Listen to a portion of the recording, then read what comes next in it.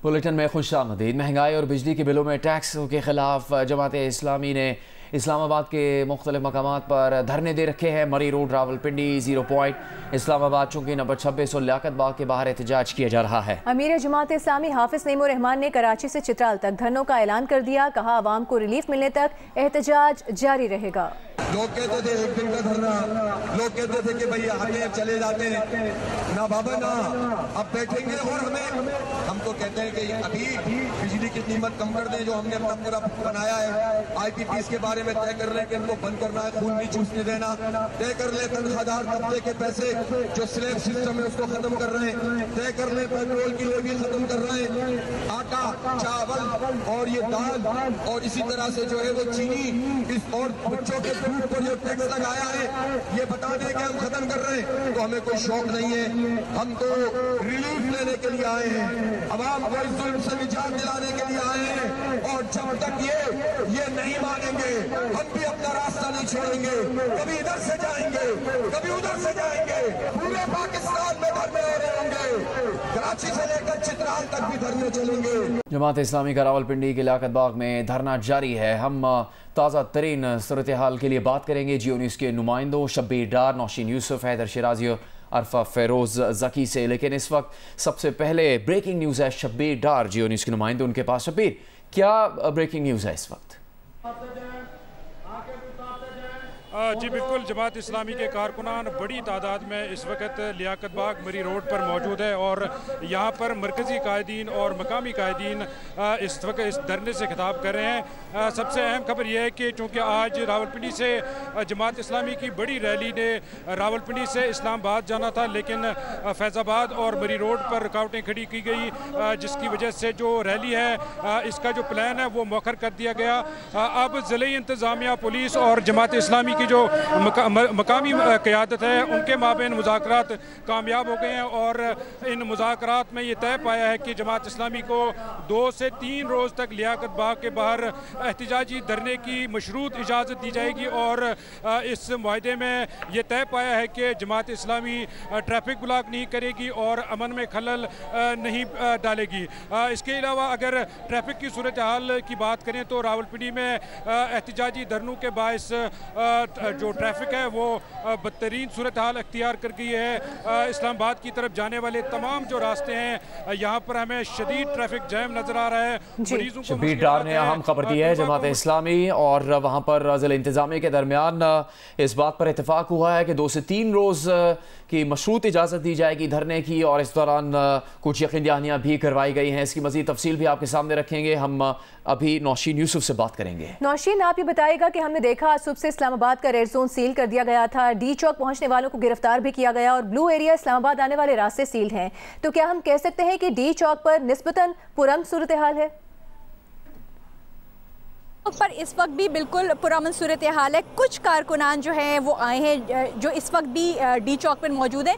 आज जब शाम के टाइम धरने की कॉल थी तो कारकुनान जब यहाँ पहुँचना शुरू हुए तो उससे पहले ही डी चौक के जो कंटेनर्स लगाकर बंद कर दिया गया था जो पार्लियामेंट को जाने वाला रास्ता है, जबकि मामूल के मुताबिक उस वक्त तो ट्रैफिक रवा दवा थी और काफ़ी कारकुनान को जब वो जहाँ पहुँचते थे तो पुलिस उनको गिरफ्तार करके यहाँ से कैदी वैन में जो उन्होंने उनको यहाँ से मुंतकिल कर दिया। उसके बाद हमने देखा कि यहाँ पर कारकुनान नहीं आए।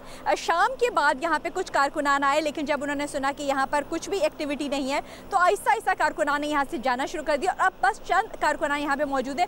पुलिस जो कि वक्फे से कारकुनान जो आते थे उनको गिरफ्तार करती थी, अब काफ़ी देर से साइट्स पर मौजूद है, बदस्तूर मौजूद है लेकिन साइट्स पर बैठे हुए हैं। जबकि जो डी चौक को आने में तमाम रास्ते हैं, ब्लू एरिया की तरफ से, एम्बेसी रोड की तरफ से और जो दूसरी अतराफ से आने वाले रास्ते वो बंद है। डी चौक रेड जोन को जाने वाले जो तमाम रास्ते हैं वो भी तकरीबन बंद है। मागला रोड से एक्सेस दिया हुआ है रेड जोन में दाखिले का, जबकि इस वक्त जो आज भी मजमूई तौर पर जो डी चौक पे मुजाहिरीन थे वो पुरअमन रहे थे, कोई बड़ी एक्टिविटी नहीं हुई, लेकिन अभी भी मौजूद है कुछ कारकुनान डी चौक में। इस्लामाबाद से खुसूसी कवरेज जारी है, जियो न्यूज़ के नुमाइंदे आप तक तफसील पहुँचा रहे हैं। अरफा फेरोज जकी से हम बात करेंगे जो कि रावलपिंडी इस्लामाबाद के संगम फैज़ाबाद चौक पर मौजूद हैं।